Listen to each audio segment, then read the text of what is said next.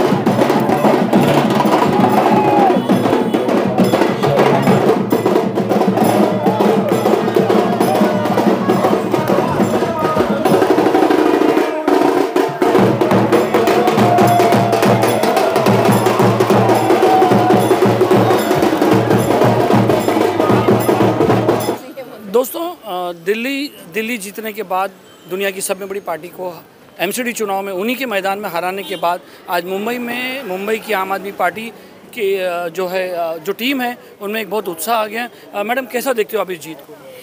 ये जीत भारत की राजनीति में एक बहुत बड़ी जीत है। कहने को तो ये एक बस म्यूनिसिपल कॉरपोरेशन है, लेकिन वहाँ पे आप देखिए दिल्ली में बीजेपी ने साम दाम दंड भेद सब इस्तेमाल कर लिया।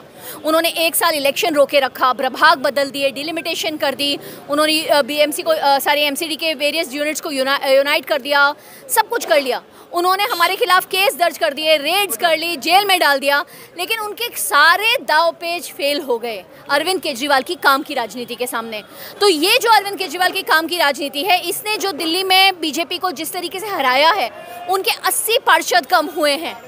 हमारे 51 पार्षद से हम 134 तक पहुंच गए हैं। ये जो इतनी ऐतिहासिक जीत है, ये पूरे देश की राजनीति बदलेगी। दिल्ली का जो इलेक्शन है एमसीडी का, बॉम्बे बीएमसी के इलेक्शन को आप कैसे देख रहे हो? बॉम्बे बीएमसी में हम जहां पे भी जा रहे हैं, लोग अरविंद केजरीवाल के लिए तैयार हैं। तो मुझे पूरा यकीन है कि जब भी मुंबई में इलेक्शन होगा, और भगवान जाने कब होगा, क्योंकि यहाँ पे हमारी 50 खो के सरकार इलेक्शन नहीं होने दे रही है, लेकिन जब भी ये चुनाव होगा, आम आदमी पार्टी पूरी तैयारी से इस चुनाव में उतर रही है। अरविंद जी आएंगे, मनीष जी आएंगे, संजय जी आएंगे, और हम ये चुनाव जीतेंगे। मैडम, ये आम आदमी पार्टी वाले क्या खाते जो टूटते ही नहीं है? जैसे मनीष सिसोदिया को ले लो, और आपके सत्येंद्र जैन जो जेल में बैठे हैं, ये लोग टूटते ही नहीं है। उनको कितना प्रेशर दिया जा रहा है? क्या आपको कुछ स्पेशल दिल्ली हेडक्वार्टर से कुछ आता है खाने वाने? हाँ, अरविंद केजरीवाल ने हम सबको ईमानदारी की गुटकी खिलाई हुई है, तो उसकी वजह से हम लोग सब कट्टर ईमानदार हैं। दिल्ली में 62 एमएलए थे, इन्होंने खरीदने की कोशिश की, एक नहीं गया। पंजाब में 92 थे, इन्होंने खरीदने की कोशिश की, एक नहीं गए। अब तक हमारे 156 आमदार हैं और 10 खासदार हैं, एक भी वो नहीं ले जा पाए। मुझे लगता है कि ये तो बस शुरुआत है। कल हम नेशनली रिकग्नाइज पार्टी होने जा रहे हैं गुजरात के चुनाव के बाद। क्या लगता है गुजरात का चुनाव का क्या रिजल्ट होगा? सर, हम नेशनली रिकग्नाइज पार्टी होंगे, बाकी रिजल्ट जो भी हो।